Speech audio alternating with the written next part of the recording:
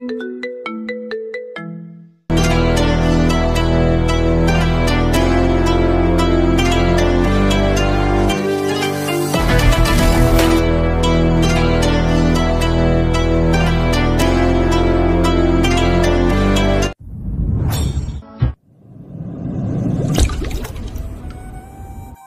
Class শেষ হলো, বাজে প্রায় দুপুর একটা।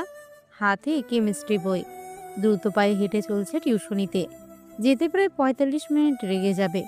মেয়ের মায়ের একটাই কথা, লেট করে আসা যাবে না, কিন্তু ঘন্টার বেশি হলে সমস্যা নেই। সে তাতেই রাজি হয়েছে, কারণ এই বেকার জীবনে টিউশনি বড়ই একটা সম্বল। কিছুক্ষণ পর থামলো একটা বিশাল ৫ তলা বাড়িতে। নিজের অবস্থা দেখে নিজেই হেসে দিল। পুরো শরীর ঘেমে একাকার। বড়লোকের বাসায় পড়াতে এসেছে, এভাবে কি আর যাওয়া যায়? পাশেই মসজিদে এসি লাগানো। অজু করে সালাত আদায় করতে গেল। মাঝ থেকে নিজের শরীরটাও ঠান্ডা হলো। আল্লাহর ইবাদত তো করা হলো। বড়লোকের বাড়িতে ঢুকতে হলে ভালো পোশাক পরতে হয়, আর আল্লাহর ঘরে আসতে হলে শুধু পবিত্র কাপড়েরই যথেষ্ট। বড়লোকের বাড়িতে শুধু বড়লোকই ঢুকতে পারে, কিন্তু আল্লাহর ঘরে ধনী গরিব বলতে কিছুই নেই, সবাই সমান। ৫ তলা বাড়ির নিচতলায় আবিদকে পড়ায়। ছেলেটা খুবই দুষ্টু, তবুও মানিয়ে নেয়। কলিং বেল দিল। দরজা কে খুললো না দেখে ভিতরে ঢুকতে নিতে ঠাস করে কেউ একজন থাপ্পড় মারল। অবাক হয়ে সামনে তাকালো একটা মেয়ে, বয়স অনুমানিক ১৭ থেকে ১৮ হবে। ২৫ বছরের যুবক, লজ্জার বিষয়। কি হলো আপু, তুমি মারলে কেন? বেয়াদব ছেলে, না বলে ভিতরে ঢুকতে নিয়েছিলি কেন? ও এই বিষয় আসলে এখানে বারণ আছে দুপুরে যেন কোনো রকম শব্দ না করি এবং ধীরে যেন আবিদকে পড়িয়ে চলে যাই, তাই আমি রোজকার মতো আসতে নিয়েছিলাম। কিন্তু তুমি মারলে কেন? আমি কি তোমার ছোট? এই, একদম চুপ। কিসের ছোট বড়? একটাই পার্থক্য, তুই গরিব, আমি ধনী। এখন চুপচাপ যা, নয়তো আরো একটা মারবো। কিছু বললাম না, চলে এলাম আবিদের রুমে। দেখলাম আবিদ কান্না করছে। কি হয়েছে আবিদ ভাইয়া, কাঁদছো কেন? ভাইয়া, নীলা আপু আমাকে মেরেছে। নীলা কে ভাইয়া, আর কেন মেরেছে? নীলা আমার বড় বোন। ও তা ভাইয়া, কেন মেরেছে সেটা তো জানলাম না। আমি ওর চুলে চুইংগাম লাগিয়ে দিয়েছিলাম তো তাই।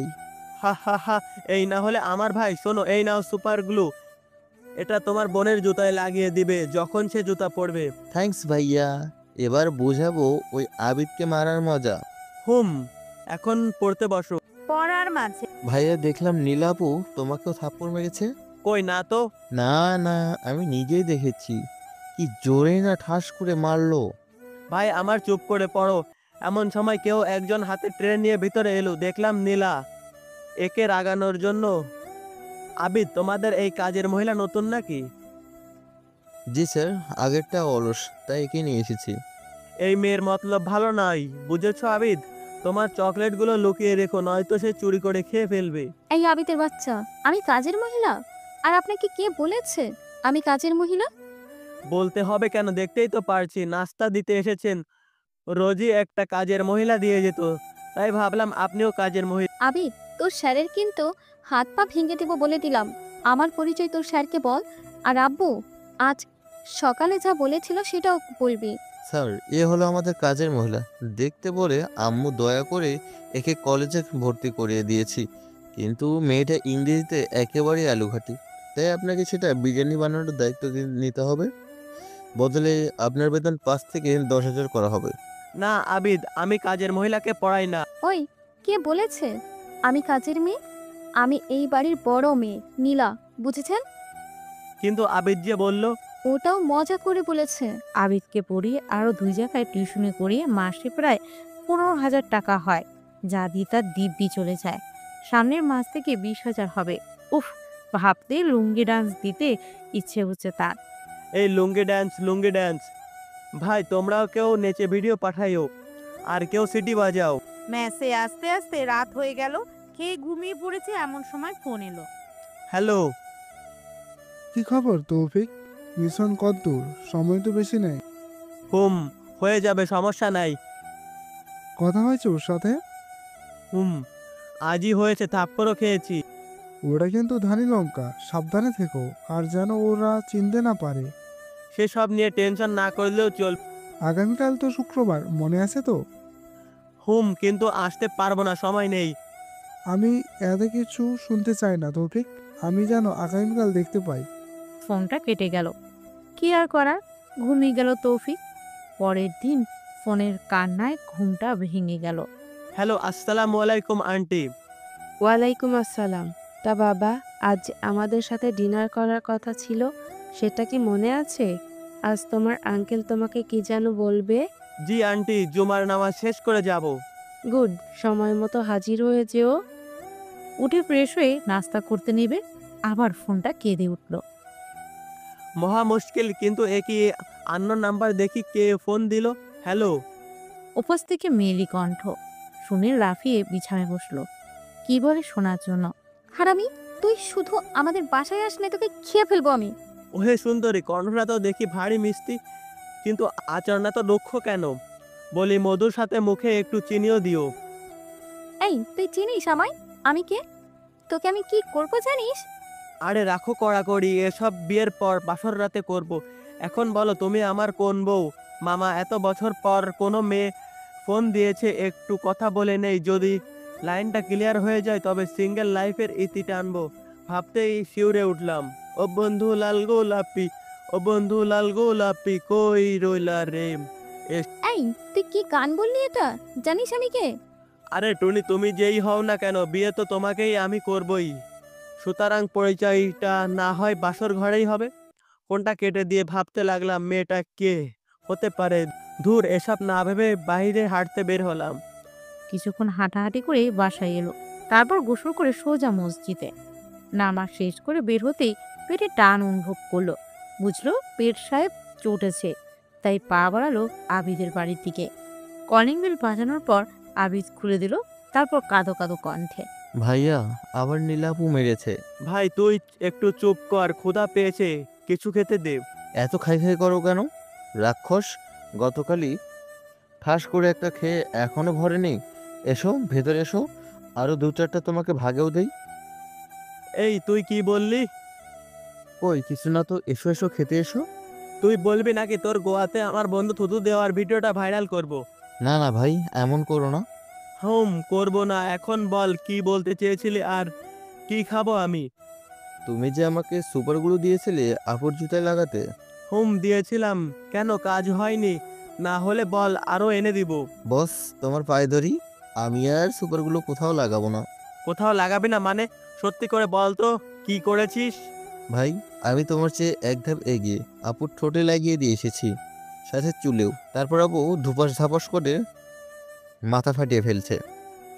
হায় আল্লাহ, তারপর তারপর তারপর আবার কি, এমন মাইট এনে দিল, কি বলবো, উফ ব্যথা।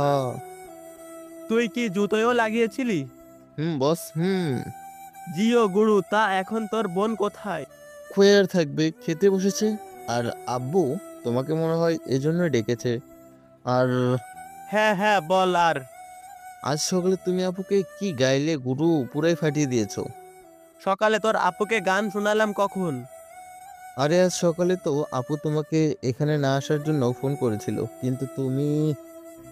ভাই শোন, এখন বল পরিস্থিতি কেমন? ভালো হলে ক্ষুধা পেয়েছে খাবো, না হলে আমি আসি, কেমন? আবিদ তোর নাছার বান্ধা টেনে নিয়ে গেল ডাইনিং এ। চোখ গেল নীলার দিকে। বেচারির কপালে ব্যান্ডেজ, চুলগুলো অনেকখানি কাটা। ঠোঁটের অবস্থা কি আর বলবো, থাক এটা। আসসালামু আলাইকুম। পেটুক অস্পষ্ট ভাবে আঙ্কেল। ওয়ালাইকুম আসসালাম। তা এসব কি শুনছি? কি শুনছেন আঙ্কেল, একটু আমাদেরও বলেন, আমরাও শুনি। ফাজিল ছেলে মস্করা করো। বলি, তুমি নীলাকে কাজের মেয়ে বলছো কেন? আমি কই বলেছি, আবিদ নিজেও বলেছে, এটাও বললো ওই মেয়েটা নাকি ইংরেজিতে আলু ঘাটি, তাই আমাকে বিরিয়ানি বানানোর দায়িত্ব নিতে হবে। বিশ্বাস না হলে আবিদের থেকে শুনুন। এসব কি সত্যি আবিদ? আঙ্কেল, শুধু শুধু বাচ্চাদের এমন করছেন কেন? ছোট মানুষ। জানো, ও আমার মামুনির এত সুন্দর চুলগুলোয় সুপার গ্লো লাগিয়েছে, এমনকি ঠোঁটেও। আঙ্কেল পায়েও লাগিয়েছিল, দেখেছেন? কাজের মেয়ের মাথা ফেটে গেছে। নীলা ধপাস করে নাকে ঘুষি মেরে দিল। তারপর তৌফিক সেন্সলেস। যখন জ্ঞান ফিরল তখন দেখে বিছানায় শুয়ে নাকে ব্যান্ডেজ। হাই হাই, কে করলো আমার এমন দশা? ওই থেকে যেন আবিদের হাসির শব্দ পেল। আবার পাশে দেখে আবিদ শুয়ে, ওর নাকেও ব্যান্ডেজ। ভাই তোকেও মেরেছে এই কাজের মেয়ে? আর বললো না ভাই, তোমাকে বাঁচাতে গিয়ে আমার এমন দশা। ভাই ক্ষুধা পেয়েছে, খেতে দে। এমন সময় নীলা খাবার নিয়ে এলো। এই কাজের মেয়ে, খাবার স্যারকে তুলে খাইয়ে দাও। তোর হাতগুলো ভাঙবো কিন্তু আমি আবিদ। আবিদ কা? আবিদ, আমার হাতটা মনে হয় ভেঙে গেছে। ও মা গো, টুরু ব্যথা। Sir, ambulance. এই কাজের মেয়ে অ্যাম্বুলেন্সকে ফোন করে আমার স্যারটা মরে যাবে। ও স্যার, স্যার মরেন না। আর আমার আরে হেয়ার সেটিং করা এখনো বাকি। কি বললি? আমি মরতেছি আর তুই হিয়াকে নিয়ে পড়ে আছিস? সেই দুপুরে ডেকে এনে এখনো না খাইয়ে রেখেছিস। কে বললো না খেয়ে রেখেছি? একটা ঘুষি খাওয়ালাম না, এত খেয়েছেন যে বদহজম হয়ে গেছে। আবিদ, আমি আসি, এখানে থাকবো না আর তোকে পড়াতেও আসবো না, চলি। বিছানা ছেড়ে উঠে এলাম। স্যার, এই অবস্থায় যাবেন? কিছু মনে করবেন না, আসলে বড় আপু একটু অমন। আরে না, সমস্যা নেই। আর শোনো, আমি বোধহয় আর আসবো না, চলি। মন খারাপের অভিনয় করে বাইরে এসে উড়াধুরা নেচে মেসে আসতেই ক্ষুধা বেড়ে গেল। দ্রুত কিচেনে গেলাম, দেখলাম আমার জন্য কিছু খাবার রয়েছে, যা আমার জন্য যথেষ্ট। খেয়ে ঘুমাতে গিয়ে আরেক ভেজাল মনে পড়লো। ঠিক তখনই ফোন এলো। ভয়ে ভয়ে রিসিভ করলো। হ্যালো। তোমাকে কি বলেছিলাম মনে আছে? এখন কয়টা বাজে দেখো। মনে আছে। আর এখন রাত 10টা বাজে। আমি যথাসময় পৌঁছে যাব। সাবধানে আসবে। আল্লাহ হাফেজ। আল্লাহ হাফেজ। ফোনটা কেটে ঘুমিয়ে গেলাম। ঠিক রাত 11টায় ঘুম থেকে উঠে রেডি হয়ে নিচে এলাম। তারপর চুপি চুপি ম্যাচ থেকে বের হয়ে হাঁটতে লাগলাম। আধ ঘন্টা হেঁটে পৌঁছে গেলাম গ্যারেজে। সেখান থেকে টয়োটা ফিল্টার। হয়তো ভাবছেন এই একটা গাড়ির নামই সব গল্পেই দেই কেন, তবে আমি বলবো এই গাড়িটা আমার ফেভারিট। আশা আছে ইনশাল্লাহ এমন গাড়ি মালিক হব। গাড়িতে উঠে দ্রুত স্টার্ট দিতেই নিলাম, কিন্তু হচ্ছে না। প্রায় 1 মাস পর স্টার্ট দিলে যা হয় আর কি। তবুও অনেক চেষ্টায় সফল হলাম। রাত তখন 1:45। তীব্র বেগে ছুটে চলেছে সামনের দিকে। প্রায় 2 ঘন্টা পর পৌঁছে গেল গন্তব্যের স্থানে। গাড়িটা পার্কিং করে বের হলো সামনের দোতলা একটা বাড়ির সামনে। কলিং বেল বাজাতে একটু পর খুলে গেল। দরজার সামনে দাঁড়িয়ে আছেন একজন মহিলা রাগী চোখে। কি হয়েছে আম্মু, এভাবে তাকিয়ে আছো কেন? তুই জানিস না কেন তাকিয়ে আছি? এতক্ষণে তোর আসার সময় হলো। ওসব রাখো, ভিতরে চলো, ক্ষুধা পেয়েছে, কিছু খেতে দাও। এই তোর নাকে ব্যান্ডেজ কেন? কি হয়েছে? কিছু না, বাথরুমে পড়ে গিয়েছিলাম। তুমি খেতে দিবে নাকি চলে যাব? ঘুম পেয়েছে আমার। চুপচাপ খেতে শুরু কর। বিরিয়ানি। ভাই তোমরা নজর দিও না। কবজি ডুবিয়ে খেয়ে রুমে এলাম। কতদিন পর নিজ রুমে এলাম, ভালোই লাগছে। এদিকে আপু, ছাতু তুলে গেল তখন। এখন কি হবে? সব তোমার জন্য হয়েছে। আমার হিয়ার কি হবে? তোর হিয়া মানে? সত্যি করে বল, হিয়া কে? কই, কেউ না তো, এমনি। আর কি বললা তুমি? থাকো, আমি ঘুমাই। আবিদ ওর আপুর সামনে থেকে পকার পাট। এটা কি আমি ঠিক করলাম? সেই দিনও চর মেরেছি, কিছু বলেনি। আজকেও ঘুষি মেরেছি, তবুও চুপ করেছিল। আজ হঠাৎ কি এমন হলো যে মন খারাপ করে চলে গেল? তবে কি সত্যি বেশি করে ফেলেছে? পরের দিন সোমবার। তোর আব্বু তো আগামীকাল মৃত্যুবার্ষিকী, মনে আছে? বাজার করে আন, মসজিদে মিলাদ করতে হবে। হ্যাঁ আম্মু, মনে আছে। তুমি লিস্ট করে আনো, আমি যাব একটু পর। তোর বাবার স্বপ্নটা কিন্তু তুই এখনো পূরণ করতে পারলি না। আম্মু, আমি চেষ্টা করছি তো। এত তাড়াহুড়ো করলে কি হয়? ধীরে ধীরে এগোতে হবে। এখন লিস্টটা দাও। বেলা তো হয়ে এলো। আম্মু কিছু না বলে চলে গেল। একটু পর হাতে বড় একটা লিস্ট নিয়ে এলো। সেটা নিয়ে চললাম বাজারে। বাজার করতে করতে প্রায় দুপুর হয়ে এলো, তবুও শেষ হয় না। বিকেল 5টায় শেষ হলো। পিছনে তাকিয়ে দেখে পুরো 2টো ভ্যান ভর্তি ব্যাগ। বাসায় এগিয়ে আম্মু, এই যে লিস্ট, আর সামনে 2টো ব্যাগে রাখা মালামাল। তুমি বুঝে নাও, আমি ঘুমাবো। ফ্রেশ না হয়ে বিছানায় গা এলিয়ে দিল। আজ 5 দিন হলো আবিদকে পড়াতে চায় না। আবিদ তো ধরেই নিয়েছে আর যাবে না। আর নীলা, চলুন নীলা কি ভাবছে জেনে আসি। হতচ্ছাড়ি, তোর জন্য ছেলেটা আর আসছে না। তোকে তো আমার দেখতেও ইচ্ছে করছে না, বলদ মেয়ে। আমি কি জানতাম যে তিনি মাইন্ড করবে আর পড়াতে আসবে না? তুই কি মানুষের মন বুঝিস যে জানলে আর করবি না? তোকে 2 দিন সময় দিলাম, যেভাবে পারিস তৌফিককে আনবি, নয়তো তোকে কি করব নিজেও জানি না। কি হলো, এভাবে আছিস কেন? যা বের হ, আমাকে রান্না করতে দে। নীলা আবিদের রুমে গিয়ে অবাক। তারপর নীলা শয়তানি হেসে আবিদের হাত থেকে ছবিটা কেড়ে নেয়। আবিদ চমকে পিছনে ফিরে ভয়ে হাত পা কাঁপা শুরু করে দিয়েছে। আবিদ, মেয়েটাকে তো চেনা চেনা লাগছে। আমাদের পাশের বাসার হিয়া না এটা? আপু আপু, ছবিটা দিয়ে দে প্লিজ, কাউকে বলিস না। বলবো না। তার আগে বলো, ছবিটা তুই কোথায় পেলি? এটা আমাদের তৌফিক স্যার এনে দিয়েছে। কি, স্যার হয়ে ছাত্রকে এসব? ছি! তা তোর স্যার আসে না কেন এখন? হয়তো স্যার মরে গেছে কাজের মেয়ের ঘুষি খেয়ে। দেখছি তোর পাখা গজিয়েছে, দাঁড়া আম্মুকে এই ছবিটা দেখাই। আম্মু, আম্মু। আপা আপা, আর বলবো না। আমার লক্ষ্মী আপা, চুপ করো। ঠিক আছে, এবার শোন, তোর স্যারের নাম্বারটা দে তো। স্যারের নাম্বার কি করবে? দাঁড়াও, আম্মুকে আমিও বলছি তুমি স্যারকে লাইন মারার চেষ্টা করেছো। বেশ বুঝেছিস। কেন, তোর স্যার কেন আসে না সেটা জানবো। কেন, এর আগেও তো ফোন করেছিলে, তখন স্যার কি সুন্দর করে গান গাইছিল, মনে নেই? আবার ওই নাম্বার ডায়াল করো, পেয়ে যাবে। এখন ছবিটা দাও। ও হ্যাঁ, তাই তো। তাহলে তো তোর কোনো প্রয়োজন নেই, এখন তোকে বাঁশ দিব। চল আম্মুর কাছে। রাতে শুয়ে আছি, এমন সময় ফোন কেঁদে উঠলো। দেখলাম সেই অচেনা নাম্বার। হ্যালো, অদেখা সুন্দরী, আবার কেন মনে করলেন আমায়? ওই, তুই জানিস আমি কে? পরিচয় না দিলে জানবো কিভাবে? আবিদের বড় বোন নীলা আমি। ও কাজের মেয়েটা, ছি ছি। শেষে কিনা কাজের মেয়ে আমাকে ফোন দিল। যত সব, ফোন রাখো। ওই ওই ওই, কাজের মেয়ে কে? তোকে সত্যি আমি চিবিয়ে খাবো।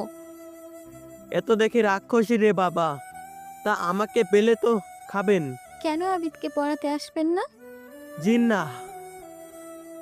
প্লিজ পড়াতে আসো না, আবিদ বেচারা মন খারাপ করে আছে। এত করেই যখন রিকোয়েস্ট করছেন তখন না হয় যাব। আমি আবার কাজের মেয়ের কথা ফেলতে পারি না। কি বললি? ঠিক আছে, যাব না। আরে না না, আপনি আসবেন প্লিজ। ওকে কাজের মেয়ে, ফোনটা কেটে দিলাম। এদিকে আম্মু, এখন আমার যেতে হবে, কাজটা এখনো বাকি আছে। কাজের জন্য যেতে দিচ্ছে, আর হ্যাঁ, সাবধানে থাকবি। ঠিক আছে আম্মু, আল্লাহ হাফেজ। আল্লাহ হাফেজ। বাড়ি থেকে বের হয়ে সোজা গাড়িতে উঠে ড্রাইভ শুরু করে। আস্তে আস্তে প্রায় রাত হয়ে গেল। মেশে আস্তে আস্তে পরের দিন আবিদকে পড়াতে গিয়ে কয়েকটা রেল বাজালাম, আবার বাজাতে যাবো অমনি দরজা খুলে গেল। দেখলাম নীলা দাঁড়িয়ে, এমন ভাব নিলাম যেন ওকে চিনিই না। পাশ কাটিয়ে আবিদের রুমে গেলাম, আমাকে দেখে আবিদ জড়িয়ে ধরে কেঁদে দিল। তারপর ভাইয়া তুমি খুব পচা। হা হা, আরে ভাইয়া, আমি তো আমার আম্মুর সাথে দেখা করতে গিয়েছিলাম। তাই বলে এতদিন থাকতে হবে? কই এতদিন থেকেছি, মাত্র 3 দিন। আচ্ছা যাই হোক, এখন পড়তে বসো, সামনে তো পরীক্ষা। আবিদ বই নিয়ে বসলো, ওকে পড়াতে শুরু করলো। একটু পর পাশে কেউ একজন বসলো, আর চোখে একবার তাকিয়ে দেখে নীলা। আবিদ, শুনলাম তোমাদের কাজের মেয়েটা ভালো চা বানায়, একটু বানিয়ে নিয়ে আসতে বলো তো। এই কাজের মহিলা, ও সরি আপু, যাও। আমার স্যার, মানে তোমার বয়ফ্রেন্ডের জন্য চা করে নিয়ে এসো। কি বললি আবিদ? আবার বল তো, হাতে স্কেল নিয়ে। ওই কিছু না তো স্যার। আপু যাও, চা নিয়ে আসো। আবিদ, তোকে আমি কি যে করব। ধপাস করে বাড়ি দিল নীলার পিঠে স্কেল দিয়ে। তারপর বেয়াদব মেয়ে, যাও চা করে নিয়ে আসো। কলেজে পড়ো, তবুও এতটুকু জানো না কিভাবে শিক্ষককে সম্মান করতে হয়? সরি স্যার, আমি এক্ষুনি নিয়ে আসছি। কেমন লাগে আমাকে থাপ্পড় মেরেছিলে, তার সুদে আসলে তুলে নেব। আবিদ, তোর সকিনার কি খবর? কি আর খবর ভাই, ব্রেকআপ করে ফেলেছি রে। কেন, কি হয়েছে? নীলাপুর একটা ওর উপর দেখিয়ে ব্রেকআপ করে ফেলেছি। হা হা হা। এমন সময় নীলার আগমন, হাতে টি ট্রে নিয়ে। স্যার, এই নিন আপনার চা। এখন বই বের করো, কোন বিষয় বোঝো না সেটা আমাকে দেখাও। নীলা বই বের করে দেখতে লাগলো, আর তৌফিক চাতে চুমুক দিয়ে কিছুক্ষণ চুপ থাকে। তারপর একের পর এক বড় বড় চুমুক দিয়ে চাটা শেষ করলো। আসলে চাটা দারুণ হয়েছিল। স্যার, এখানে আমার প্রবলেম, এখানে আমি পারি না। দেখলাম অ্যাক্টিভ ভয়েস থেকে প্যাসিভ ভয়েস এর রুলস। বুঝলাম, তুমি এসব দেখে আগে ভয়েস কি সেটা জানো, তারপর বাদ বাকি বুঝাবো। জি স্যার। আবিদ, কলিং বেল কে বাজাচ্ছে দেখে আসো তো। আচ্ছা ভাইয়া। আবিদ উঠে যেতে যেতে বলল। সরি মারার জন্য, আর ধন্যবাদ, চাটা সত্যি অসাধারণ হয়েছে। ধন্যবাদ স্যার। কিছুক্ষণ পর আদিবা ফোন বের করে একটা রেকর্ড চালিয়ে দিল, যা শুনে কলিজা কেঁপে উঠল। আরে বুঝেন নাই, এগুলো তৌফিক যে কথা যেগুলো রং নাম্বারে বলেছিল ঢোক গিলে। তার মানে তুমি সেই মেয়ে? কেন, কোনো সন্দেহ আছে? না না, তা এগুলো রেখেছো কেন? ডিলিট করে দাও। ওহো বাছাধন, এত তাড়া কিসের? বহুত টেনশনে রেখেছো আমায় এই কয়েকদিন। এখন তোমায় আমি ডায়েট দেব। এই আমি কিন্তু তোমার স্যার। আরে রাখ তোর স্যারগিরি। এখন বল কয়টা প্রেম করিস? কি প্রেম? তাও আমি? যাক তাহলে লাইনটা ক্লিয়ার। কিছু বললেন নাকি? না, এই রেকর্ড আমি এখন বাবাকে শোনাবো। এই না না, এটা ভুলেও করো না। ঠিক আছে, আমার কিছু শর্ত মানলে বলবো না। হ্যাঁ হ্যাঁ ঠিক। আজ থেকে পড়াতে আসলে সবার আগে আমার জন্য কিটক্যাট চকলেট আনতে হবে, ফুচকা আনতে হবে অতিরিক্ত ঝাল দিয়ে। আর হ্যাঁ, এইগুলো যেন আবিদ না জানে, তবে ওকে আবার ভাগ দিতে হবে। আচ্ছা জানবে না, কিন্তু কথা হলো আমি টাকা পাবো কই? টাকা পাবেন কই মানে? এভাবে চেয়ে আছেন কেন? আমার লজ্জা করে তো। আমি কি বলেছি টাকা নেই মানে? টাকা নেই মানে নেই, তাছাড়া টিউশনি করে যা পাই সেটা আমার হয় না। আর তো আপনার জন্য ফুচকা আনবো, এটা আমার পক্ষে অসম্ভব। ঠিক আছে, আমি টাকা দিচ্ছি, এই নিন। এখন আনবেন কেমন? না আনলে কিন্তু সোজা বলে দিব আব্বুকে। তার প্রয়োজন নেই, 500 টাকার নোটটা পকেটে রেখে দিলাম। এমন সময় আবিদ এলো। কে এসেছিল আবিদ? আবিদ কেমন যেন লজ্জা পেয়ে চুপ করে আছে। হঠাৎ চোখ গেল ওর গালে, এতেই বুঝে গেল। বাহ বাহ আবিদ, আজকাল গালও লিপস্টিক দিচ্ছ। হ্যাঁ তাই তো। এই তোর গায়ে লিপস্টিক কেন? আর দেখে মনে হচ্ছে আমারই, যেটা গতকাল চুরি হয়ে গেছিল। ভাইয়া, এই বজ্জাত মেয়েটা আমার ইজ্জত লুটে নিয়েছে। নীলা উঠে গিয়ে ধপাস ধপ উত্তমাধ্যম দিতে শুরু করে দিয়েছে। আর আবিদ নাকের পানি চোখের পানি এক করে ফেলেছে। এদিকে তৌফিক হাসতে হাসতে গড়াগড়ি খেতে ব্যস্ত। ভাইয়া, এই কাজের মেয়ের থেকে বাঁচাও আমাকে। ভাইয়া, ভাইয়া। এই আপনি খবরটা রেখে আটকাইতে আসবেন না। গত 1 বছরের পর এই চোরকে ধরতে পেরেছি। এই তুই বল, আমার লিপস্টিক মেকআপ কানের দুল কাকে দিয়েছিস বল? আর চুরি করবি? কি হলো বল, আর চুরি করবি? ওই যে পাশের বাড়ির রিয়াকে দিয়েছি। আহা। এই এখানে কি হচ্ছে? ধমক দি। বলবো নাকি আব্বুকে? না। তাহলে চুপ করে থাকুন। এই চোর আমার কত দামি দামি মেকআপ ওই চুনিকে দিয়েছে। বলে আরো ধপা ধপ মার শুরু করে দিল। সুযোগ বুঝে তৌফিক উধা। ম্যাশে আসতেই ফোন বেজে উঠল। হ্যালো, গম্ভীর গলায়। মেসেজ চেক করো। টুং টুং, ফোনটা কেটে গেল। দ্রুত মেসেজ চেক করলাম। মেসেজে লেখা পড়ে মাথা গরম হয়ে গেল, কেননা আজ রাত 12টায় মেয়ে পাচার করা হবে, সাথে বিভিন্ন অবৈধ অস্ত্র। সেখানে যেতে বলা হয়েছে আমায়, সাথে লোকেশন পাঠিয়েছে। এরই মতো আবারও ফোন এলো। তৌফিক, মেসেজ পড়েছো? জি স্যার, পড়েছি। গুড। তো মিশনের জন্য তৈরি হও। তোমার সহকারী হিসাবে 4 জন রয়েছে, যাদের তুমি ঘটনাস্থলের আশেপাশেই পাবে। কিন্তু ওদের চিনব কি করে? এক একজন এক এক পোশাক পরে থাকবে নিরাপত্তার জন্য। একজন লাল, একজন হলুদ, একজন নীল টি শার্ট পরে থাকবে। ব্যাস স্যার, বাকিটা আমি বুঝে নেব। কিন্তু স্যার, খবর আপনি পেলেন কিভাবে? মানে কোনো ভুয়া নিউজ বা আমাদের ফাঁসানো তো হতে পারে। না তৌফিক, খবর পাক্কা। তবে ভাবার বিষয়, কোনো এক অপরিচিত ব্যক্তি খবর দিয়েছিল এবং আমরা তা তদন্ত করে জানতে পেরেছি খবর পাক্কা। স্যার, আপনাকে যে ব্যক্তি বলেছে তার লোকেশন কই? স্যার, আপনি এই মিশনে অন্য কাউকে নিয়ে যান। আমি এই অজ্ঞাত ব্যক্তির কেসটা নিচ্ছি। একে ধরতে পারলে অনেক কিছু জানা যাবে। কিন্তু কোনো কিন্তু নয়, আপনি ব্যবস্থা করুন প্লিজ। ওকে, তুমি মিশনে যেতে না চাইলে জোর করব না, তবে পরিচয়টা যেন পেয়ে যায়। ওকে ওকে স্যার। ফোনটা রেখে উঠে দাঁড়ালো। নিজের সিভিল ইউনিফর্ম পরে বের হলো। সাথে আছে M4 রিভলভার। চারিদিকে নীরবতা। কয়েকটা জায়গায় চায়ের দোকান খোলা, ক্রেতা নেই। তবুও খুলে রেখেছে। চা দেখে খাওয়ার ইচ্ছে জেগে উঠল, তাই বসলো সেখানে। চাচা, এক কাপ চা। দোকান তো বন্ধ করবো বাবা, কোনো ক্রেতা নেই। সমস্যা নাই চাচা, খুলে রাখো, আমি তোমায় টাকা দিমনি। আরে বাবা, টাকা লাগবে না, তুমি বসো, আমি 2 কাপ চা বানাই। আজ একটু আড্ডা দিব তোমার সাথে, যদি তোমার কোনো তাড়া না থাকে। হ্যাঁ চাচা, বেকার মানুষ, কাজ নেই, তাই বের হলাম চা খেতে। চাচা 2 কাপ চা নিয়ে এসে বসলো তৌফিকের পাশে। তারপর, তা বাবা, আগে তো কখনো তোমায় এই এলাকায় দেখিনি। চাচা, আমি নতুন এসেছি, ওই যে সামনে মোড়ে ভার্সিটিতে পড়ি। ও, তা বাবা মা কে কে আছে?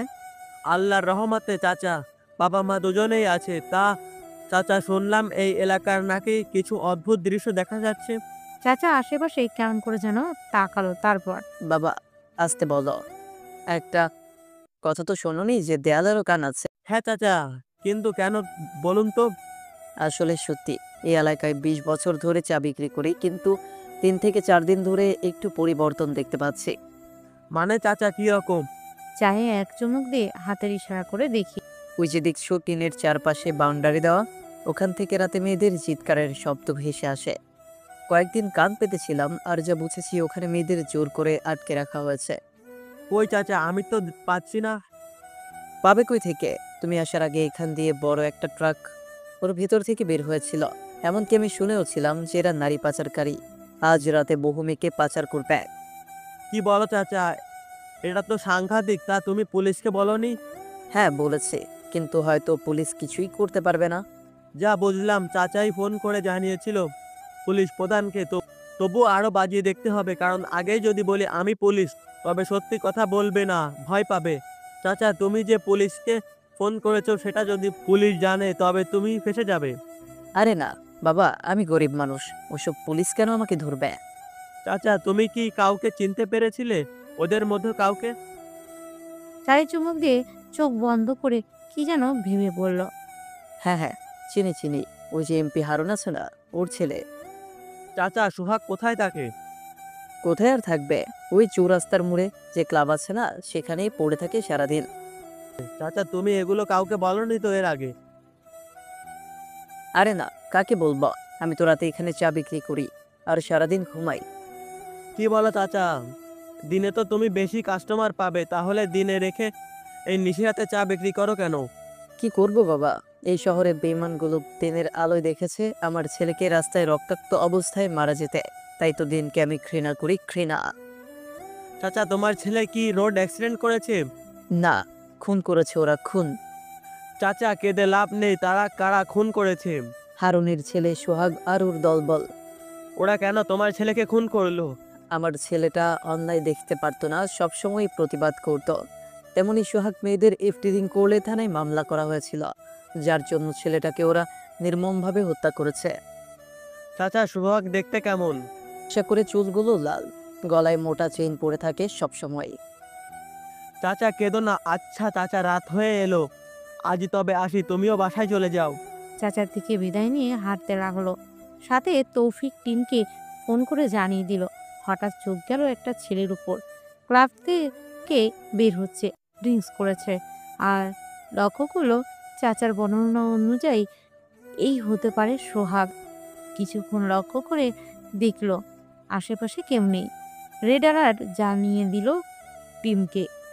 ওপাশ থেকে গ্রিন সিগন্যাল আসতেই সোহাগকে ক্লোরোফর্ম দিয়ে অজ্ঞান করে কাঁধে তুলে নিয়ে গলির মুখটা পার হতেই ওদের টিমের গাড়ি পেলাম। ওখানে ওকে তুলতেই জোরে টান দিল গাড়িতে। স্যার, একে কি করবেন? কি করব মানে? তুলে নিয়ে গিয়ে 3rd ডিগ্রি দেব, তারপর পেট থেকে সব কথা বের হয়ে আসবে। স্যার, হেড স্যারকে কি জানাবেন এর বিষয়ে? না, এখন নয়, আগে আমরা শিওর হব, তারপর সবকিছু উপরে জানাবো, এর আগে নয়। স্যার, এতে যদি কোনো সমস্যা হয় বা আপনার বদলি করা হয় তখন? ওসব ভাবতে হবে না, তোমায় যা বলেছি তাই করো, দ্রুত সিক্রেট রুমে চলো। Yes sir. গাড়ি তীব্র বেগে চলেছে। আধ ঘন্টা পর পৌঁছালো তাদের সিক্রেট রুমে। জিশান, জাগাও ওকে। Okay sir. টেবিলের পাশে গরম পানির ফ্লাক্স ছিল, সেটাই মেরে দিল ওত্তর মুখে। এতক্ষণ অচেতন থাকলেও গরম পানি দেওয়ার নেশা সহ চেতনা ফিরে আসে। এই, কে তুই? আমাকে বেঁধে রেখেছিস কেন? কুত্তা, ছেড়ে দে বলছি, নয়তো। হুম, বল বল, নয়তো কি করবি? চোয়াল দুটো শক্ত করে চেপে ধরে। তুই কি জানিস আমি কে? আমি তোকে কি করতে পারি? হা হা, আমি হলাম পুলিশ। হা হা হা হা হা হা হা। তোর মতো এই মামুলি পুলিশ আমার কিছুই করতে পারবে না। কেন জানিস? তোর স্যার মানেই পুলিশ, আমাদের পকেটে রেখেছি। তোদের কমিশনার অফ পুলিশের নামটা কি যেন? ও হ্যাঁ, মনে পড়েছে, মেজবাব, ঠিক তো? ওর নাম্বার দেখবি, ফোন 10 মিনিটের ভিতর দেখবি। তবে আমার ফোনটা চালু করে দেখ। ধন্যবাদ তোকে সঠিক তথ্য দেওয়ার জন্য। তোকে ছেড়ে দেব ভাই, তোদের সাথে পাঙ্গা নেওয়ার দম নেই আমার। জি স্যার, আপনিও এদের কাছে হেরে গেলেন। কত ভালো ভাবতাম আপনাকে। মাইন্ড ইওর ল্যাঙ্গুয়েজ, ভুলে যেও না তুমি আমার সহকারী, তোমার সিনিয়র আমি। Sorry sir. সরি তোমার কাছে রাখো। দ্রুত ওর ফোনটা চেক করো এবং মেজবা স্যারের ভিডিও আর ছবিগুলো ভাইরাল করো, আর এর কথোপকথন ভিডিও করো। Okay sir. তা শুনেছি তুমি নাকি ওই চায়ের দোকানের ছেলেকে হত্যা করেছো। বাহ, দেখছি সবই জানিস। করছিস? শালা বেশি ভালো সাজতে এসেছিলি। ভরে দিচ্ছি মাথায় খুলিতে বুলেট। তা শুনলাম আজ কতগুলো নারী পাচার করলি, সাথে অবৈধ অস্ত্র, আর চা দোকানের ছেলেকে মেরে কিভাবে মামলা থেকে মুক্তি পেলে? আরে এটা কোনো ব্যাপার হলো? টাকা খাইয়েছি আর মুক্তি পেয়েছি। কিন্তু সে তো বেইমানি করলো তোদের সাথে, আমাদের তো সব বলেছে এই ব্যাপারে। কি? এই শালা আমাদের সাথে বেইমানি করছে? ওকে তো আমি। তোকে কিছু করতে হবে না ভাই, আমি ওকে দেখে নিব। তো আমাকে ছেড়ে দে, রাত অনেক হলো, মাল খেতে হবে, তেষ্টা পেয়েছে। আরে এমনি এমনি ছাড়ি কিভাবে, আমাকে তো খুশি কর। ও, এই বিষয়, সমস্যা নেই। এই নে, এই ব্যাগে 15টা নীল হীরা আছে, দাম প্রায় কয়েকশো কোটি টাকা। বাহ, তোকে ধন্যবাদ। তোর আর কি প্রয়োজন বল। আলবিদা। আর তুই ওই চাচার ছেলেকে কিভাবে মেরেছিলি? গুলিতে বুলেট ভরে দিয়েছিলি? এই নে, আমিও ভরে দিলাম। পুরো ম্যাগাজিনের বুলেট ওর মাথায় বুকে ঢুকিয়ে দিলাম। কিছুক্ষণ গলা কাটা মুরগির মতো লাফিয়ে শেষ নিঃশ্বাস ত্যাগ করলো। জিছান, মাথা সব জায়গায় গরম করলে চলে না, একটু মাথা খাটিয়ে বুঝে নিবে। সরি স্যার, এই হিরোগুলো দিলেন যে। এই হীরাগুলোই মেয়ে আর অস্ত্রের দাম, যা অবৈধ। এগুলো আমরা প্রথমে একটা রেস্টুরেন্ট খুলে দেব, ওই চাচার জন্যই এত কিছু হলো। আর বাকিটা যেসব মেয়েদের পাচার করতে নিয়েছিল ওনাদের জন্য একটা গার্মেন্টস খুলে দেব। মনে রেখো, এই মেয়েগুলো কাজের লোভে এসব জালেমদের প্রতারণার শিকার হয়। স্যার, আপনার প্রতি শ্রদ্ধা বেড়ে গেছে। এসব আবেগ রাখো জিসান, লাশটাকে ওই চায়ের দোকানের সামনে ঝুলিয়ে দিয়ে আসো। Okay sir. আর শোনো, এগুলো কাউকে বলবে না, সিক্রেট মিশন। এটা বলা তো যায় না কে এদের সাথে আছে। জি স্যার। জিসান চলে গেল আর তৌফিক গেল তার আলাদা ফ্ল্যাটে। ফ্ল্যাটে গিয়ে আগে ওয়াশরুমে গেল, একবার শাওয়ার শেষ করে বের হলো। নাইট ড্রেস পরে বিছানায় শুয়ে পড়েছে, অমনি ফোনটা কেঁদে উঠল। এক রাজ বিরক্তি নিয়ে ফোনটা রিসিভ করে কানের পাশে ধরলো। কিন্তু এ কি, মেয়েদের কণ্ঠ কেন? এই, তোর কানে কি আমার কথা যাচ্ছে না নাকি? আব্বুকে। ও কাজের মেয়ে, তুমি বলো এত রাতে ফোন দিয়েছো কেন? এই, তুই কাকে কাজের মেয়ে বললি? ধুর, ও সরি, আসলে কাজের মেয়ে বলতে বলতে অভ্যস্ত হয়ে গিয়েছি তো তাই এমন হয়। না, অনেক সহ্য করেছি, আর নয়। এর একটা বিহিত করতেই হবে আগামীকাল। কি করবে শুনি? তবে আমি কাল তোমাদের ওখানে যাব না। শালি, তুই আমাকে কি সহ্য করলি? সহ্য তো আমি তোকে করেছি মনে মনে। কাল না আসলে আমি নিজেই তোর মেসে আসবো। হ্যালো হ্যালো, যা বাবা, ফোনটা কেটে গেল। যাই হোক, অত শত না ভেবে আমি বরং ঘুমাই, আপনারাও ঘুমান। সরি, আপনারা ঘুমালে পড়বেন কিভাবে কমেন্টে জানাবেন। পরের দিন উঠে বের হলাম চা খেতে, কিন্তু কি, এখানে তো পুরো এলাকা জুড়ে পুলিশ দিয়ে ভর্তি। একটু দূরে দেখলাম চাচার মুখে হাসি। এগিয়ে গেলাম তার দিকে, কাঁধে হাত রাখতেই শিউরে ওঠেন।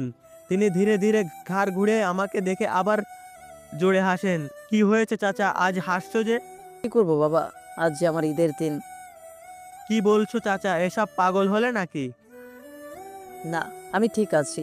ওই যে সামনে তাকিয়ে দেখো, একটা লাশ ঝোলানো, ওই হলো সোহাগ, আমার ছেলের হত্যাকারী। নিয়তির কি পরিহাস, বেঁচে থাকতেই আমার ছেলের হত্যার বিচারটা পেয়ে গেলাম। কে যে এই কাজটা করলো তাকে আমি যেন দেখতে পাই। চাচা পারবে, এখন চুপ করে থাকো, নয়তো পুলিশ সন্দেহ করবে। এমন সময় দুজন পুলিশ আমাদের দিকে এগিয়ে এলো। তারপর কি রে, তোরা এত ফিসফিস করছিস তো আবার হাসছিস, এর মানে কি বলতো? এই চায়ের দোকানটা কার বলতো? জি স্যার, আমার। তাহলে নিশ্চিত তুই এই খুন করা দেখেছিস, না হলে করেছিস। আর এই ছেলেটা কে? আসলে আমরা গতকাল এখান থেকে রাতে চা খেয়ে একসাথে দোকান বন্ধ করে চলে গিয়েছিলাম। প্রথম পুলিশ দ্বিতীয় পুলিশের কানে কানে যা, মক্কেল পেয়ে গেলাম, চল জেলে নেই। আরে সাধারণ পাবলিক ঝামেলা করতে পারে, এর চেয়ে এমপিকে বলবো নি কেসটার জন্য টাকা লাগবে, আর এরাই খুন করেছে। জানিসই তো আগামীকাল কতগুলো মেয়ে পাচার করেছে বন্দর দিয়ে, সেগুলো হয়তো এতক্ষণ পৌঁছে গিয়েছে। কাল রাতে কি খাটুনিটাই না করতে হলো কমিশনারকে বোঝাতে। আর আমাদের মাত্র 25% করে করে 50%, আর কমিশনার একাই 50% নিবে। আমি মনে মনে হাসলাম। চাক, তাহলে এরাই সেই মক্কেল। চান্দু, তোমাদের এই কথোপকথন যে আমার এই বোতাম ক্যামেরা রেকর্ড করে নিয়েছি, তার কি হবে? আরে বেটা, কিছু হবে না। খবর কি পেয়েছিস? এমপির ছেলে কমিশনারের ভিডিও ভাইরাল করেছে, হয়তো তার জন্যই কমিশনার নিজেই এই খুন করেছে। যাক, তাহলে আর ওকে আমাদের ভাগ দিতে হবে না। কি হলো আপনাদের? ফিস শেষ হলে বলুন, আমার আবার টিউশনি আছে। এত তারা কিসের? যা এখান থেকে, যত সব। চাচা আমি আসি, রাতে তোমার জন্য একটা সারপ্রাইজ আছে বলে চলে এলাম। দুপুরে টিউশনিতে গেলাম আবিদের বাসায়, কিন্তু একই পুরো বাড়িতে এত লোক কেন? মনের মধ্যে ধুকপুক শুরু করে দিল। নীলা কিছু করেনি তো? সবাই কেমন করে যেন তাকিয়ে আছে আমার দিকে। একটু পর আবিদ এলো। এই আবিদ। ভাইয়া এসে গেছো, দ্রুত আমার সাথে এসো। হাত ধরে টেনে নিয়ে গেল একটা রুমে, যেখানে নীলার আঙ্কেল আন্টি ছিল। কি হয়েছে আঙ্কেল? আঙ্কেল ঠাস ঠাস করে কয়েকটা থাপড় মেরে দিল। তারপর বেয়াদব লুচ্চা জানোয়ার, তুই এমন কেন রে? আজ তোর আসল রূপ দেখলাম। তুই এমন কাজ করবি ভাবতেও পারিনি আমি। ছি! কি করেছি আমি? আন্টিও কেমন করে যেন তাকালো। তারপর আবিদ, তুমি কিছু শেখোনি তোমার স্যার এর থেকে? যেখানে বড়রা কথা বলে সেখানে ছোটদের থাকতে নেই। আবিদ চলে গেল রুম থেকে। তারপর এই ছেলে, তুমি কি শিক্ষক? তবে এমন কাজ করলে কেন? এগুলো কি মুখে বলা যায়? তুমি নীলার গোসলের ভিডিও করে ওকে ব্ল্যাকমেল করেছিলে কেন, বলো কেন? নীলার দিকে চোখ গেল, ওর চোখে পানি, ঠোঁটে হাসি। বুঝলাম ওই করেছে। তা আঙ্কেল, কে বললো আমি ভিডিওটা করেছি আর ওকে ব্ল্যাকমেল করেছি? অনেক হয়েছে, আর নয়। আজ এক্ষুনি তুমি নীলাকে বিয়ে করবে। Sorry uncle. বাবা দেখো, তুমি যা করছো আমি ক্ষমা করে দিয়েছি, কিন্তু এখন নীলাকে যে কে বিয়ে করবে বলো? আর আমি সব ব্যবস্থা করে ফেলেছি। এখন বাবা আমার সম্মানটা বাঁচাও। কিন্তু বাবা, আমি এত কথা শুনতে চাই না। বিয়ে করবে তো করবে, এটাই ফাইনাল। জি আচ্ছা, আমি রাজি। তবে আমার সাথে নীলাকে নিয়ে যাব আমার ফ্ল্যাটে। তোমার স্ত্রী তুমি নিবে না তো কে নিবে? তবে এখানে মাঝে মাঝে এসে ঘুরে যেও। ঠিক আছে। আপনারা হয়তো ভাবছেন আমি কেন রাজি হলাম। তবে বলি এখানে আসার আর ছদ্মবেশ নেওয়ার কারণটা ছিল প্রথমত আম্মুর কথা রাখা, নীলাকে বউ করে নেওয়ার। তাই আর এত তেল বাহানা না করেই বিয়েতে রাজি হয়ে গেলাম। আঙ্কেল আন্টি খুশি মনে বাইরে গেলেন, আর আবিদ রুমে এসে আমার কোলে বসে গেল। দুলা ভাই, তুমি এই বজ্জাত কাজের মেয়েকে নিয়ে যাও তো, আর আমার লাইনটা ক্লিয়ার করে দাও, আমিও বিয়ে করব। হা হা, শালাবাবু, কাজের মেয়ে তো সে তো কাজেরই মেয়ে, ও আবার বউ হয় নাকি? যাই হোক, তুমি পড়ালেখা শেষ করো, তখন ওর চেয়েও ভালো মেয়ের সাথে বিয়ে দিব। ওকে দুলা ভাই। আবিদ, তুই একটু বাড়িতে যা তো, তোর দুলা ভাইয়ের সাথে আমার কথা আছে। আবিদ যান্ত্রিক নিয়মে চলে গেল। আর নীলা দরজা বন্ধ করে তৌফিকের কলার চেপে ধরলো। তারপর তুই কি বললি? আমি কাজের মেয়ে? আজ রাতে তোকে বোঝাবো আমি কে। ঠ্যাস ঠ্যাস করে থাপ্পড় মেরে দিল। তারপর তুই আমাকে কত বড় অপরাধী বানিয়েছিস, আর আবার আমার কলারটাও ধরলি। স্বামী হই আমি, তোর সম্মান দিয়ে কথা বলবি, আর আজ রাতে এড়ে থাকিস। আমার ভালো রূপ দেখেছিস, কিন্তু ভেতরের শয়তান রূপটাকে নয়। সন্ধ্যা 7টা, বিয়ে পড়ানো শেষ হলো। খাওয়া দাওয়া পরিচয় পর্ব করে এখন বিদায় পালা। বাবা এই নাও চাবি, তোমার জন্য আমার ছোট্ট উপহার। চাবিটা নিয়ে নেড়ে চেড়ে আবার আঙ্কেলকে দিলাম। আঙ্কেল, এটার প্রয়োজন নেই, এর চেয়েও অনেক দামি গাড়ি আমাদের আছে, আর এইসব গাড়ির চেয়েও মূল্যবান সম্পদ আপনি আমাকে দিয়েছেন, এতেই আমি খুশি। কিন্তু যাবে কিভাবে? আঙ্কেল, এখান থেকে সামনের গ্যারেজে আমার গাড়ি রয়েছে, আমি ওটা আনছি বলে সোজা গ্যারেজ থেকে গাড়িটা আনলাম। আঙ্কেল আন্টি সহ সবাই অবাক হয়ে তাকালো, কারণ আঙ্কেলের দেওয়া গাড়িটির মতো 10টা গাড়ি বিক্রি করেও আমার একটা গাড়ি হবে না। এটা তোমার গাড়ি বাবা? জি আঙ্কেল, যাই হোক পরে একদিন সব বলবো নি। নীলা গাড়িতে ওঠো। নীলা গাড়িতে উঠে বসলো, আর আমি গাড়ি ড্রাইভ শুরু করে দিলাম। রাত প্রায় 12টা। হাতে বেল্ট নিয়ে এগিয়ে চলেছে নীলার সামনে। নীলা তৌফিকের থেকে কিছু দূরে মেঝেতে পড়ে আছে। বুঝলেন না তো তৌফিকের হাতে বেল্ট কেন, আর নীলা মেঝেতে কেন? ফ্ল্যাশব্যাকে আসুন 20 মিনিট আগে। একরাশ রাগ নিয়ে রুমে প্রবেশ করতে নীলা আমার ঘটনা এত দ্রুত হলো যে আমি ভয় পেয়ে গিয়েছিলাম, তবুও নিজেকে সামলিয়ে নিলাম। কি হলো নীলা, এসব কি হচ্ছে? ফকিরের বাচ্চা, তোকে এখানে কে নিয়ে আসতে বলেছে আমাকে? এত ভোট ঘরে থাকবো কিভাবে আমি? দেখুন, আমি বড় লোক নই, গরিব। আর কথা হলো, আমি তো তোমাকে বিয়ে করতে চাইনি, তুমি নিজেই করেছো, তাও মিথ্যা অপবাদ দিয়ে। করেছি, নিজের জেদের কাছে নিজেকে কোরবানি দিয়েছি। এখন তোকে জ্বালিয়ে মারবো? আমাকে কাজের মেয়ে বলার, তাই না? এবার তো আমি কাজের ছেলে বানিয়েই রাখবো। এগুলো কি বলছো নীলা? আমি তোমার স্বামী, আর স্বামীর কলার কেউ ধরে, তাও আবার বাসরের ঘরে। গালে হাত দিয়ে নীলার দিকে তাকালাম। তুমি নিজের স্বামীর গায়ে হাত তুলতে পারলে? কেন পারবো না? ফকির আবার স্বামী, তোকে তো আমি। আবার চড়মারা আগেই হাত দুটো মুচড়ে ধরে বুলেট গতিতে তারপর 5টা মেরে দিয়েছে, যে তার সামলাতে না পেরে পড়ে গিয়েছে। এখনো মনের আশা মেটেনি। প্যান্ট থেকে বেল্টটা খুলে ফেললাম। ইস, আমার 1,500 টাকার বেল্ট। এগিয়ে যেতে লাগলাম, আমি শরীরের সমস্ত শক্তি দিয়ে মারতে শুরু করলাম। কিছুক্ষণ পর, শোন, তোর মতো মেয়ে আমার যাই হোক কারো স্ত্রী হতে পারে না, এরপর থেকে শুধু হাত চলবে। জানিসই তো আমি এখন তোর স্যার জম। আমি ওয়াশরুমে যাবো, আমাকে একটু নিয়ে চলুন। কেন কেন ওয়াশরুমে গিয়ে কি করবি? এটা তো ছোট লোকের ফ্ল্যাট, তুই দয়া করে ওই ওয়াশরুমে যাস না। প্লিজ আমাকে মাফ করে দিন, আপনি যা বলবেন আমি তাই করব, শুধু আমাকে ওয়াশরুমে নিয়ে চলুন, প্রচুর জ্বালা করছে পিঠে। নীলার কথাটা শুনে বুকটা কেমন কেঁপে উঠল। এ কি করলো রাগের মাথা? এসব ছি। দ্রুত নীলাকে করে নিয়ে ওয়াশরুমে গেল, ফ্রেশ করে নিয়ে এসে বিছানায় শোয়ালো। কিন্তু পিঠে মনে হয় দাগ হয়ে গিয়েছে, মলম দিতে হবে। বাধ্য হয়ে নীলার কাপড়গুলো খুলে দিল, তারপর মলমগুলো লাগিয়ে দিয়ে সোফায় এসে শুয়ে পড়ল। কিন্তু মাঝরাতে অনুভব করলাম বুকের ওপর ভারী কিছু। চোখ খুলে দেখি নীলা আমার বুকের ওপর শুয়ে আছে। কি হলো নীলা, তুমি এখানে কেন? যাও বিছানায় গিয়ে ঘুমাও। না, আমি এখানেই ঘুমাবো। ছোট লোকদের বুকে ঘুমাতে নেই, যাও বিছানায় যাও। প্লিজ মাফ করে দাও, আমি তো তখন মজা করতে গিয়ে ওভার রিঅ্যাক্ট করে চড় মেরেছিলাম। আমি কি জানতাম তুমি এতটা রেগে যাবে? সরি। সরি দিয়ে কিছুই হবে না, চলো বিছানায়, চলো ঘুমাবো। কি আর করার, নতুন বউয়ের আবদার। গেলাম বিছানায়। নীলার এই সৌন্দর্যে বারবার ওর প্রতি আকৃষ্ট করছে, তবুও নিজেকে সামলে নিলাম। এই অবস্থায় পুরুষত্ব ফলাতে গেলেন নিজের প্রতি ঘৃণা লাগবে। নীলা ঘুমিয়ে গিয়েছে, আমি ব্যালকনিতে এসে দাঁড়িয়ে পড়লাম, হাতে গিটার। গান গাওয়ার ইচ্ছে নেই, তবুও বেসুরে বাজিয়ে চলেছি। পরের দিন নীলা গায়ে হাত দিয়ে দেখি জ্বর। দ্রুত ওয়াশরুম থেকে পানি এনে ঢালতে শুরু করলাম, সাথে ডাক্তারকেও ফোন দিলাম। 4 দিন পর বাসায় শুয়ে আছি, এমন সময় কলিং বেল বেজে উঠলো। বিরক্ত নিয়ে দরজা খুলে অবাক, কারণ সামনে আবিদ দাঁড়িয়ে। আরে আবিদ, তুমি এখানে? চিনলে কিভাবে? বলার আগে যা বললো তা শুনে আমি অবাক।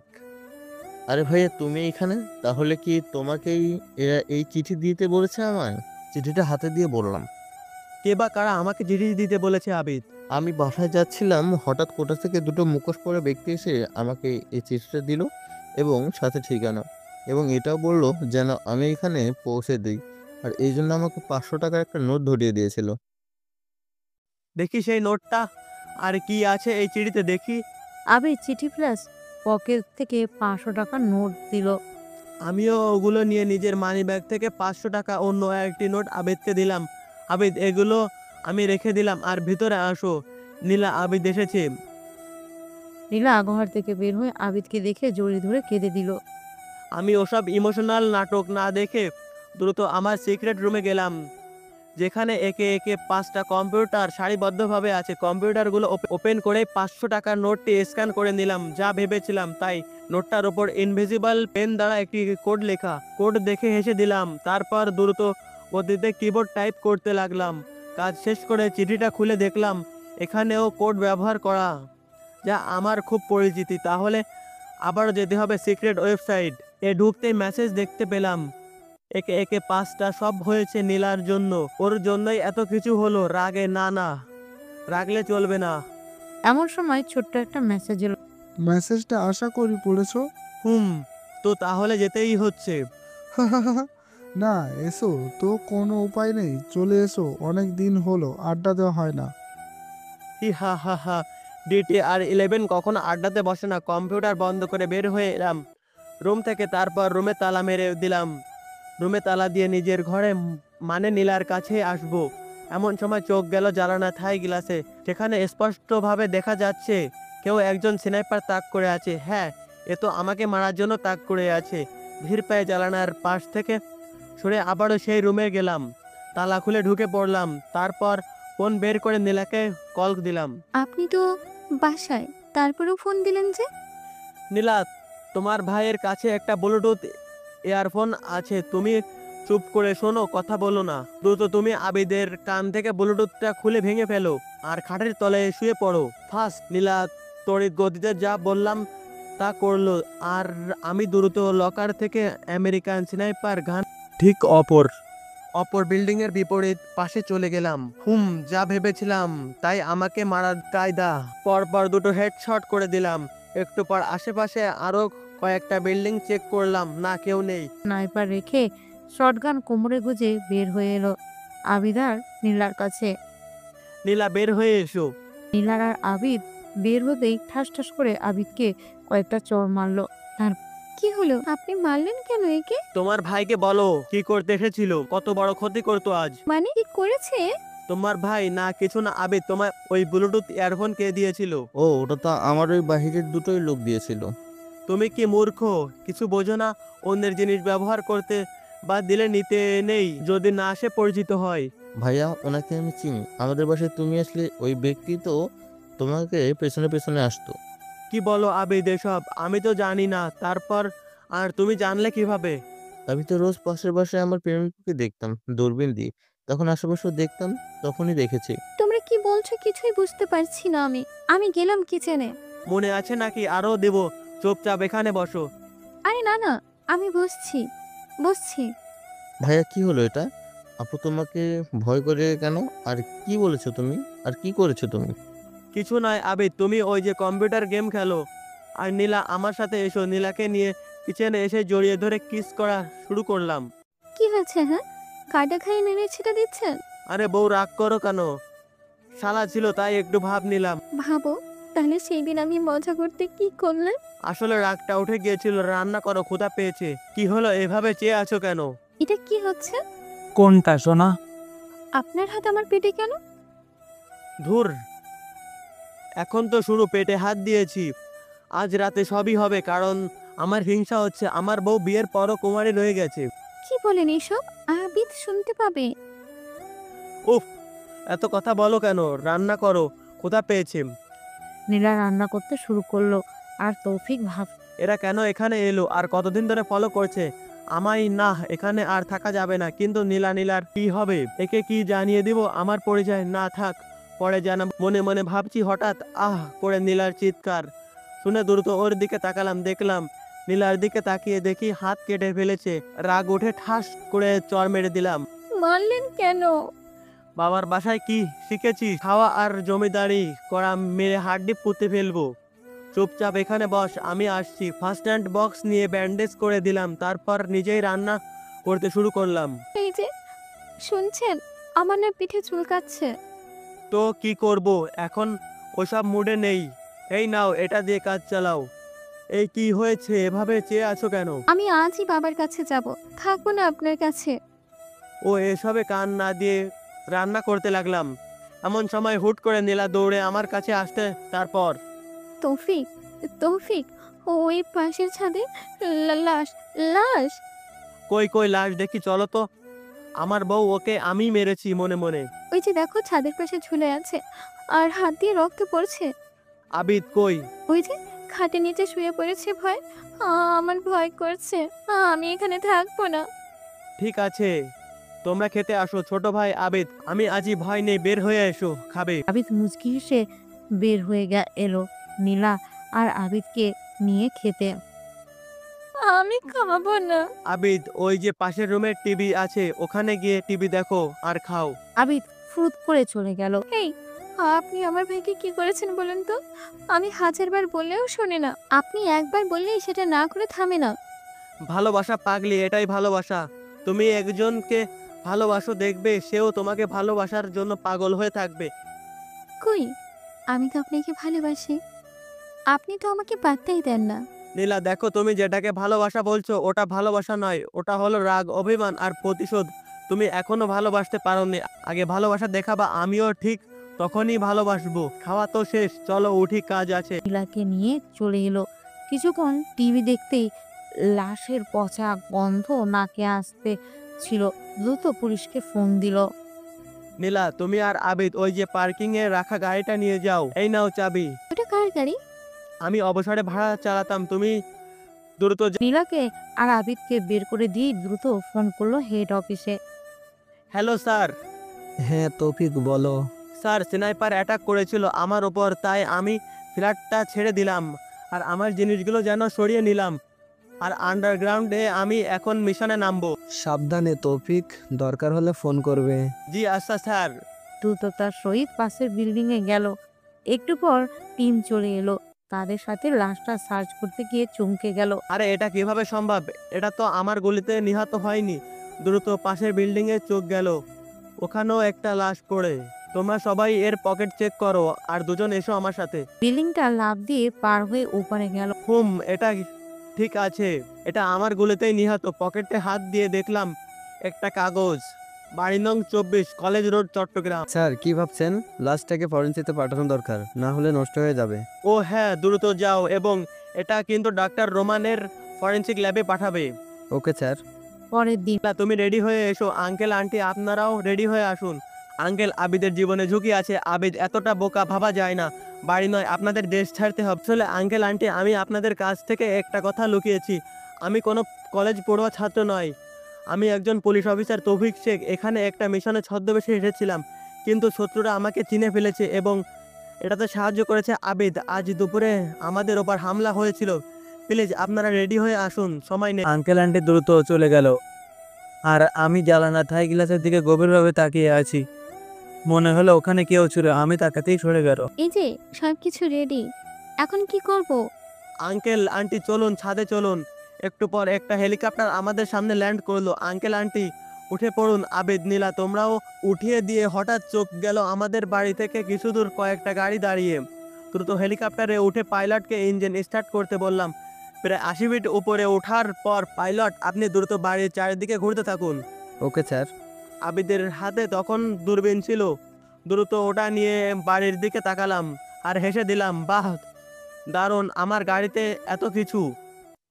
পাইলট চলুন তবে গন্তব্যের পথে। তুমি একজন অফিসার, বাবা আমাকে ক্ষমা করে দিও কোনো অন্যায় বা খারাপ আচরণ করে।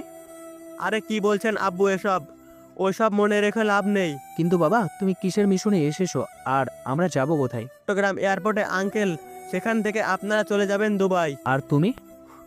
মিশন শেষ করে বেঁচে থাকলে আমিও ফিরবো দুবাই। আমার কি হবে তবে? যেদের বয়সে তো করেই ফেললে, আমি কি করব বলো? তবে টেনশন নিও না, জয় হবেই। কিন্তু দুবাই তো আমাদের কেউ নেই, থাকবো কই? আহা, আপনার নেই, তবে আপনার মেয়ের শ্বশুর বাড়ি রয়েছে সেখানে। আঙ্কেল এখন চুপ করে থাকুন, পাইলটের সমস্যা হবে, আর বাকিটা আপনি দুবাই পৌঁছে জানতে পারবেন। উফ আঙ্কেল আন্টি, নীলা আবেদকে বিদায় জানিয়ে সেই রাত চট্টগ্রাম এয়ারপোর্টে কাটিয়ে দিলাম। পরের দিন ফোনের রিংটনে ঘুম ভাঙলো, দেখি ডাক্তার রোমান আমার বন্ধু। হ্যালো মিস্টার তৌফিক ওরফে দোষ। রোমান ফাজলামো রেখে বলে ফেলো, পোস্টমর্টম রিপোর্ট। তোকে কিছু দেখাবো, তুই আমার চেম্বারে আয় এখনই। কেমনে যাব, আমি তো চট্টগ্রামে চলে এসেছি রে, তুই বরং ফোনেই বল। শোনো, অবাক হবি, একটা গুলিও তোর স্পায়ার নয়, সব অন্য স্পায়ার থেকে করা। আর এটাও জেনে অবাক হবি যদি লাশগুলো প্রায় একদিন আগে হত্যা করা হয়েছে। তার মানে আমার আইডিয়া ঠিক, এত তাড়াতাড়ি তো লাশ থেকে দুর্গন্ধ বের হওয়ার কথা নয়। আচ্ছা, গুলিগুলো কত দূরত্ব থেকে মাপ করা হয়েছে? প্রায় 3 মিটারের মতো, এবং এটা করা হয়েছে কমপক্ষে 50 ফিট এর কাছাকাছি। ঠিক আছে, তুই লাশগুলো আরো ফুটিয়ে দেখ, আমি রাফিকে পাঠিয়ে দেব। ঠিক আছে। ফোনটা রেখে সামনে তাকাতেই দেখে এয়ারপোর্টের ব্যাটার লাইন পুলিশ দাঁড়িয়ে। গতকাল রাত থেকে তোকে এখানে দেখছি, ঘটনা কি বলতো? আমাকে বলছেন? হুট করে কলার চেপে ধরে। তোকে নয় তো কাকে বে, বল কি কারণে এসেছিস এখানে? নয়তো হা হা, ব্যাটালিয়ন পুলিশ হয়েও এত দেমাগ। ওয়েট, পকেট থেকে আমার আইডি কার্ডটা বের করে দিলাম। Sorry sir, sorry. কেন বে, বল কি করবি, বলে ফেল কি করবি। চল তোর বাবার সাথে কথা বলে আসি, দেখি তোর চাকরিটা কি করা যায়। স্যার প্লিজ আমার চাকরি কিছু করবেন না। গত কয়েকদিন এমন কিছু সন্দেহজনক লোক এখানে ভিড় করতো, আমি ভেবেছিলাম আপনি হয়তো তাদেরই লোক। সন্দেহজনক লোক মানে? তারা এখানে কি করতো? আসলে স্যার, বিমানবন্দর কর্তৃপক্ষ কিছু ঘুষ খেয়ে অবৈধ কাজে লিপ্ত হয়েছে। বিমানবন্দর কর্তৃপক্ষ কোন কোন সমস্যা চলো আমাকে দেখিয়ে দিবে ফার্স্ট। স্যার আমার চাকরিটা তো। দেখো, এটা আমাদের দেশের প্রশ্ন, চলো দেখিয়ে দাও কোন সেই ব্যক্তি। পুলিশের নামে গেলাম, গিয়ে দেখি আরে এ তো জয়, আমার বেস্ট ফ্রেন্ড জয়। জয় জয় মাথা তুলে আমার দিকে তাকিয়ে আবার পাশের দিকে তাকালো, তারপর আরে দোস্ত, তুই এখানে কি মনে করে? বল, চা খাবি নাকি কফি? পর তুমি যাও, আমি কথা বলছি। তো জয় বল, তোর কি খবর? হ্যাঁ, কোনোরকম আর কি। তোর খবর কি বল? দেশে কবে আসলি? আমি তো দেশে প্রায় 2 বছর আগেই এসেছি, কিন্তু তুই এখানে চাকরি করিস বলিসনি তো। আসলে তোর নম্বর ছিল না আমার কাছে, তাই আর যোগাযোগ হয়নি। তুই এমন করছিস কেন? ভালোভাবে কথা বল। আর পুলিশ যা বললো তা কি সত্যি? কি কি বলছে ও? তুই সবই জানিস, সত্যি করে সব কিছুই বলে দে, নয়তো পকেট থেকে রিভলভার বের। প্লিজ দোস্ত, এমন করিস না, তুই তো আমার ভাই, প্লিজ শোন আমার কথা। শুনেছি, তুই বল। তুই যা ভাবছিস তা কিছুই না আসলে। আমি এত কিছু জানতে চাই না, তুই এখান থেকে কি কি অবৈধ কাজ করেছিস সেটা বল। তৌফিকের হাত থেকে রিভলভারটা কেড়ে নিয়ে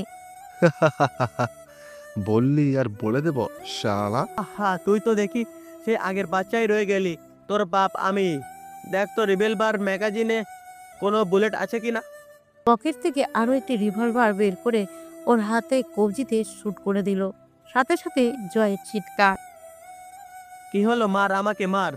শালা, চিৎকার বন্ধ কর বলে কাগজ ওর মুখের মধ্যে ঢুকিয়ে দিলাম। এবার গো গো শব্দ হচ্ছে শুধু। হঠাৎ প্রচুর বেগে পিঠে মনে হলো কিছু একটা ঢুকে গেল, সাথে সাথে নিচে পড়ে গেলাম। চোখগুলো কেমন যেন বন্ধ হয়ে আসছে। সামনে ভেসে উঠলো নীলার মুখ। কে গুলি করেছে তাকে দেখার জন্য পিছনে ঘুরে হেসে দিলাম, কারণ এই সেই পুলিশ। তুই আমাদের ধান্দা বন্ধ করবি, আমি আগেই জানতাম তুই পুলিশ এখানেই আসবি। বস, অ্যাক্টিং কেমন করেছি? ফাটিয়ে দিয়েছিস। এখন দ্রুত আমাকে হাসপাতালে নিয়ে চল, আর ওর ব্যবস্থা আমি করব, যতই হোক আমার বন্ধু বলে কথা। যখন চোখ খুললাম নিজেকে বালুচরের উপর দেখতে পেলাম। মনে পড়ে গেল গতকাল রাতের কথা। জয় আমাকে হসপিটালে নিয়ে গিয়ে গুলিটুকু বের করে কোথাও যেন নিয়ে যাচ্ছিল। প্রতিমধ্যে জ্ঞান ফিরাই, ওদের ফাঁকে দিয়ে পালিয়ে আসি, কিন্তু এটা আমি কোথায়? না, এভাবে বসে থাকলে হবে না। সামনে তাকিয়ে দেখি সুন্দর শুধু নীল জলরাশি, যতদূর চোখ যায় শুধু পানি আর পানি। কোথাও পেয়েছে জঙ্গলের মধ্যে ঢুকে খাবার খুঁজতে শুরু করলাম। পেয়েও গেলাম বন ড্রাগন ফল। এটা দিয়ে আপাতত চলে যাবে আমার। হ্যালো বন্ধুরা, পরবর্তী পার্ট খুব তাড়াতাড়ি আসবে, তো সবাই অপেক্ষায় থাকো। আর চ্যানেলটি যারা এখনো সাবস্ক্রাইব করনি তারা পরবর্তী পার্ট দেখার জন্য চ্যানেলটি সাবস্ক্রাইব করে রেখো। ধন্যবাদ সবাইকে, আমাদের সাথেই থেকো।